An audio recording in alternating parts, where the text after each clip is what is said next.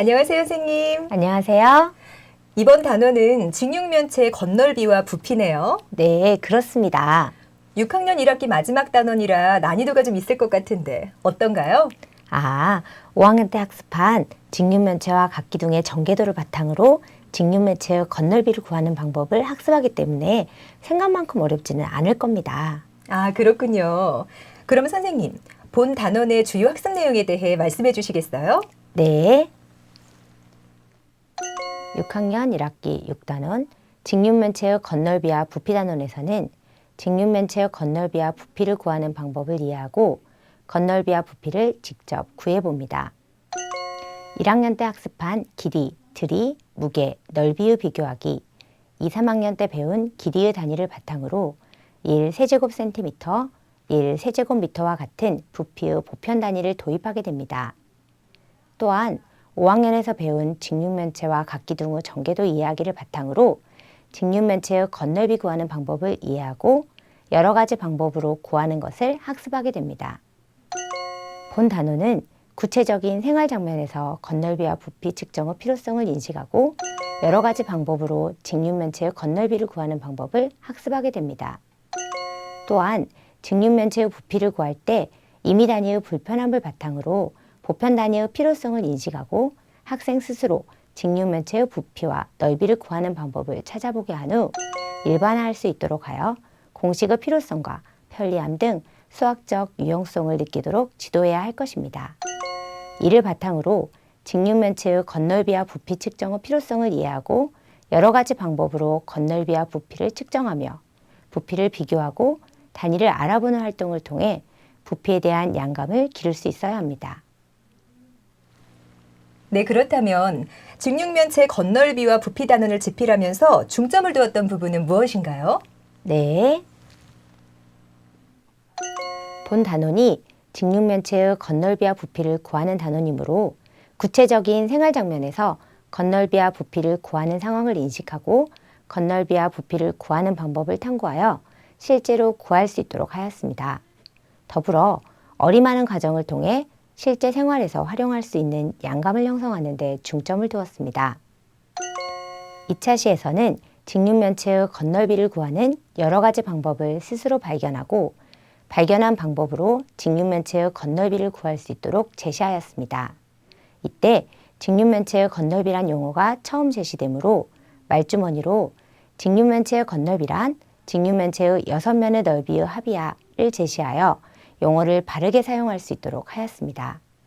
이를 바탕으로 3차 시에서는 5학년 때 이미 학습한 직육면체의 전개도를 바탕으로 전개도를 이용하여 직육면체의 건널비를 구할 수 있도록 구성하였습니다. 처음으로 도입되는 단위인 1세제곱센티미터와 1세제곱미터의 양감을 느끼도록 교과서의 사파에 실제 크기를 제시하였습니다. 이를 통해 학생들이 내 신체 부분과 단위 부피 사이의 크기 비교를 간접적으로 느낄 수 있게 하였으므로 실제 수업 현장에서는 직접적으로 크기를 비교할 수 있는 활동을 전개하는 것이 바람직할 것입니다. 길이나 넓이와 달리 초등학교 수준에서 부피를 비교, 측정하는 경우는 거의 없습니다. 따라서 조작적 체험활동으로 학생 스스로 쌓기나무를 쌓아보는 활동은 자기주도적 능력 신장 및 양감 형성 면에서 볼 때 매우 중요하다 하겠습니다. 더불어 실제 물건의 부피를 구해봄으로써 입체 도형의 양감을 구하는 활동은 의미 있는 활동이므로 다양한 직육면체 모양의 물건을 이용하여 지도해야 할 것입니다. 본 단원을 지도할 때 교사분들께서 특히 유의해야 할 점이 있다면 무엇이 있을까요?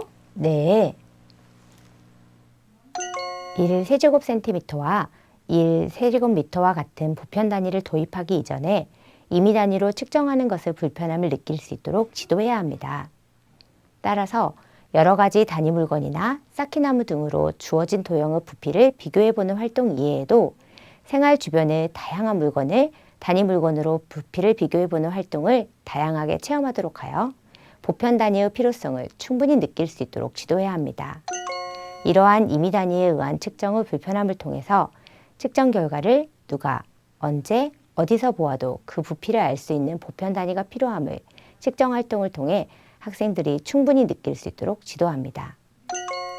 직육면체의 부피 구하는 공식이 수학에서 왜 필요한지 학생들이 생각해 볼 수 있도록 합니다. 즉, 직육면체의 부피를 구하기 위해서는 도형에 포함되어 있는 단위 정육면체의 개수가 모두 몇 개인지 알아야 합니다. 이를 위해 쌓기나무를 사용하여 직육면체의 가로, 세로, 높이를 각각 2배, 3배가 되도록 직접 쌓아보며 직육면체의 부피에 영향을 끼치는 요인들을 감각적으로 파악하게 합니다.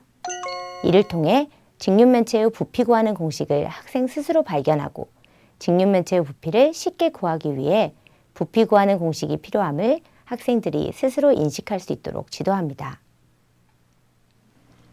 네, 이번 단원의 스토리텔링에는 마음씨 착한 손녀 소망이가 등장하더라고요. 네, 소망이가 할머니가 만드신 한가를 팔기 위해 포장 상자를 만들면서 직육면체의 겉넓이와 부피를 구하는 과정을 학습하게 됩니다. 네, 스토리텔링 내용과 본 단원의 학습 내용이 정말 잘 맞아떨어져서 우리 친구들이 새로운 단원을 학습하기에 더없이 좋을 것 같습니다. 네, 감사합니다. 네, 그럼 직육면체 겉넓이와 부피 단원의 스토리텔링 주제와 내용에 대해서 좀 더 소개해 주시겠어요? 네. 본 단원의 스토리텔링 주제는 시골 한과 마을에 사는 소망이의 이야기입니다. 직육면체 모양의 한가를 상자에 담아 포장하는 이야기를 기본 바탕으로 직육면체의 겉넓이와 부피를 구할 필요성을 도입하게 됩니다. 한가를 소재로 소망이와 할머니의 사랑을 느껴보는 과정을 통해 자연스럽게 우리 전통의 맛에 관심을 가지고 한가의 세계화에 기여할 수 있는 마음가짐을 가지도록 지도하는 것이 좋겠습니다. 또 소망이가 할머니를 걱정하고 사랑하면서 스스로 문제를 해결해가는 이야기 소재를 통해 우더른들을 공경하고 도와드리려는 착한 마음씨를 본받을 수 있는 인성 요소를 지도합니다. 이때 직육면체 상자를 포장하는 상황을 스스로 해결해 나가며 직육면체의 겉넓이를 구하는 방법을 탐구하게 됩니다. 직육면체의 부피도 비교해보고 부피의 단위도 알아서 상자의 부피를 비교할 줄 알게 된 소망이는 직육면체 모양으로 만든 여러 가지 부피의 한가 상자를 만들어 가격을 다르게 팔기로 결정합니다. 이 과정에서 상자의 부피를 쉽게 구할 수 있는 방법을 생각하게 되고 어렵지 않게 상품의 다양성, 기업의 이윤 추구 등의 경제성을 생각할 수 있는 기회를 제공할 수 있도록 스토리텔링을 구성하였습니다. 좋은 말씀 감사합니다. 감사합니다.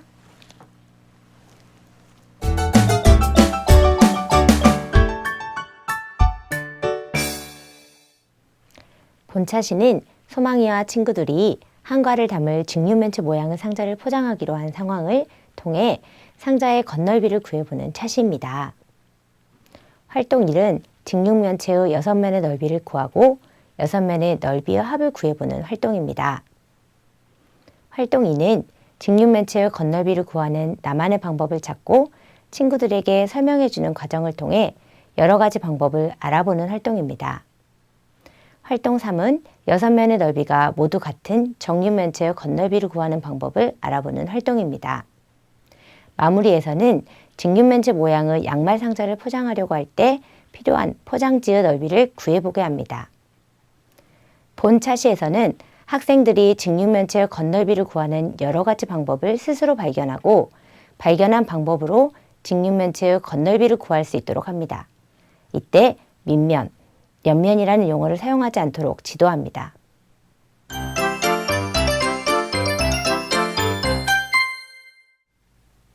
본 차시는 직육면체 모양의 한과 상자를 더 쉽게 포장하기 위한 방법으로 전개도를 이용하는 상황을 제시하였습니다.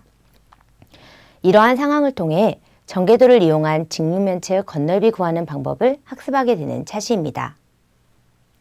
활동 1은 먼저 상자를 펼쳐 전개도를 만들고 각 면의 넓이는 어떻게 구할 수 있는지 생각해보고 정리하게 됩니다. 활동 2에서는 정육면체의 전개도를 그려 겉넓이를 구하는 활동을 하게 됩니다. 마무리에서는 과자 상자의 전개도를 그려 과자 상자의 겉넓이를 직접 구해보게 합니다. 직육면체를 전개도로 만들어 그려보고 전개도에 나타난 각 면의 특징을 살펴보는 과정을 통해 학생들이 직접 직육면체의 겉넓이 구하는 방법을 발견할 수 있도록 지도합니다. 발견한 방법들을 모두 수용하고 자유로운 토론 과정을 통해 쉽고 편리한 방법을 발견하고 활용할 수 있도록 도와주는 과정이 중요합니다.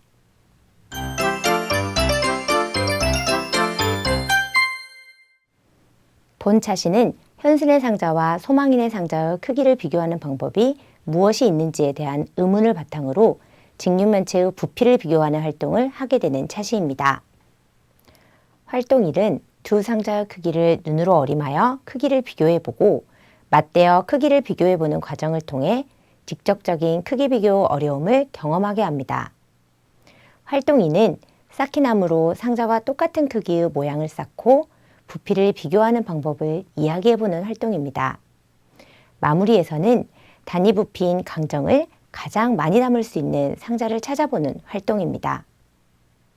부피는 일상생활에서 사용하는 용어이므로 부피에 대한 개념을 따로 정의하지 않고 상자의 크기를 상자의 부피로 표현하는 과정을 통해 부피를 이해하도록 지도해야 합니다. 또 상자를 맞대어 크기를 비교해 볼 때 불편함을 친구들과 이야기 나누어 보는 과정을 통해 단위 부피의 필요성을 스스로 느낄 수 있도록 지도합니다.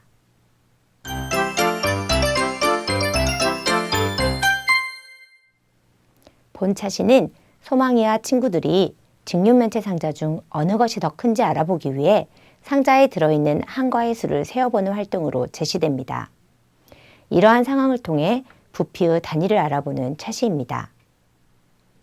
활동 1은 여러 가지 단위 물건을 쌓아보고 불편한 점을 알아보는 활동을 통해 편리한 부피의 단위는 정육면체임을 학생 스스로 이해하게 합니다.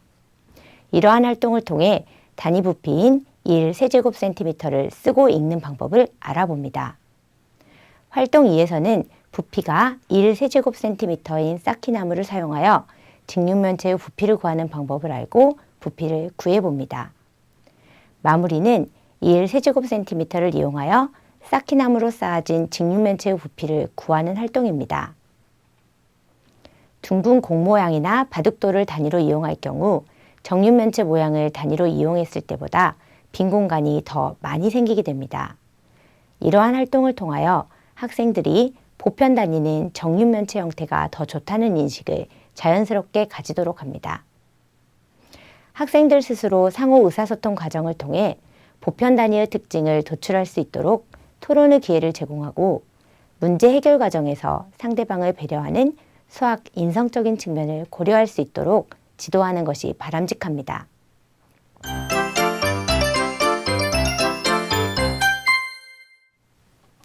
(6차시와 7차시는) 직육면체 모양으로 만든 여러 가지 부피의 한가 상자를 만들어 판매하고자 하는 친구들의 상황을 바탕으로 직육면체의 부피를 구하는 방법을 학습하게 되는 차시입니다. 6에서 7차시는 직육면체의 부피를 구하는 차시로 활동 1에서는 직육면체의 부피 구하는 방법을 알기 위해 밑에 놓인 면의 가로, 밑에 놓인 면의 세로, 높이가 달라질 때 부피의 변화를 알아보는 활동을 통해 직육면체의 부피 구하는 방법을 감각적으로 파악하게 합니다. 활동 2에서는 활동 1의 경험을 바탕으로 직육면체의 부피 구하는 방법을 식으로 정리하는 활동을 합니다. 활동 3에서는 정육면체의 부피에 영향을 주는 요인을 알아보고 정육면체 구하는 방법을 식으로 정리해 봅니다. 마무리 활동에서는 교실 안에 있는 직육면체 모양의 물건들의 부피를 구하는 활동을 합니다. 실제 물건의 부피를 구해봄으로써 입체 도형의 양감을 기르는 데 중점을 두는 활동입니다. 단순한 숫자 계산으로서의 문제풀이가 아닌 실생활과 관련된 문제를 해결하는 데 의의를 두어 지도할 수 있도록 하는 것이 좋겠습니다.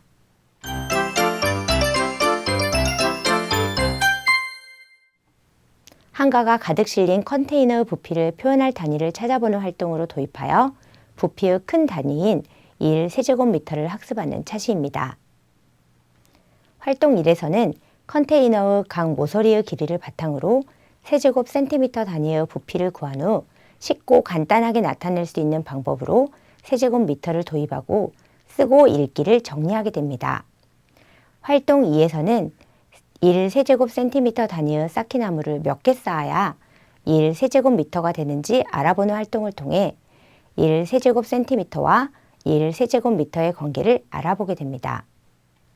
활동 3에서는 우리 주변에서 부피를 세제곱미터로 표현하는 것을 찾아보게 됩니다.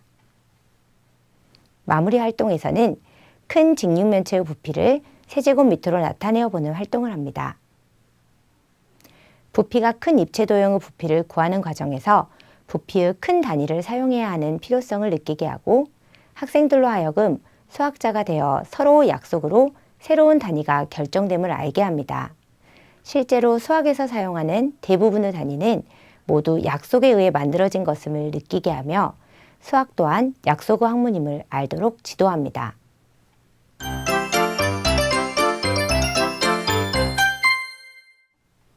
공부를 잘했는지 알아봅시다에서는 3번과 4번 두 문제만 확인해 보도록 하겠습니다.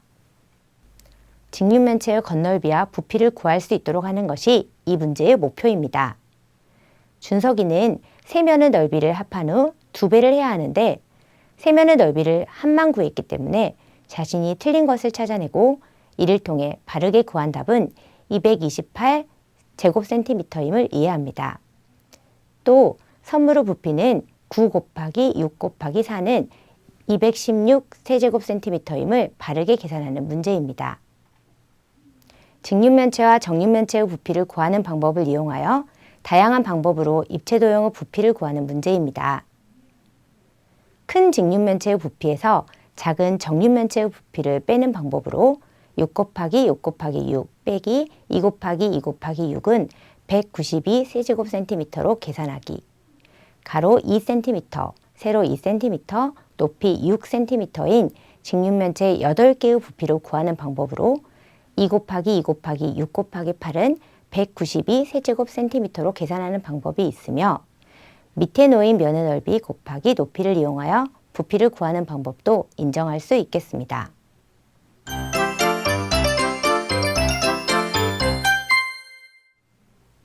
문제 해결 차시입니다. 정육면체 모양의 치즈 6개를 직육면체 모양으로 포장하려고 하는 상황을 제시하고 어떻게 쌓아야 포장지를 가장 적게 사용하여 포장할 수 있는지 알아보는 문제입니다. 이 활동을 통해 직육면체의 부피는 가로, 세로, 높이의 영향을 받음을 활동을 통해 알게 하고 부피가 일정할 때 겉넓이가 가장 좁은 경우를 찾게 합니다. 이 문제 해결 과정을 통해 문제에서 필요 없는 정보와 부족한 정보를 찾아내어 문제를 해결하는 능력을 기릅니다. 이야기마당은 떡집 사장님이 떡을 2배로 만들기 위한 방법을 찾는 이야기를 통해 직육면체의 가로, 세로, 높이가 각각 2배로 늘어나면 부피는 얼마나 늘어났는지 이해하게 됩니다. 체험마당은 직육면체 모양의 상자를 만들기 위한 전개도를 그리고 필요한 종이의 넓이를 구하게 합니다. 상자의 모양에 따라 겉넓이가 다름을 이해하고 이 상자가 미래의 나에게 보낼 편지를 넣어 보관하는 나만의 꿈상자로 활용하여 진로 활동까지 함께 이루어지게 하는 차시입니다.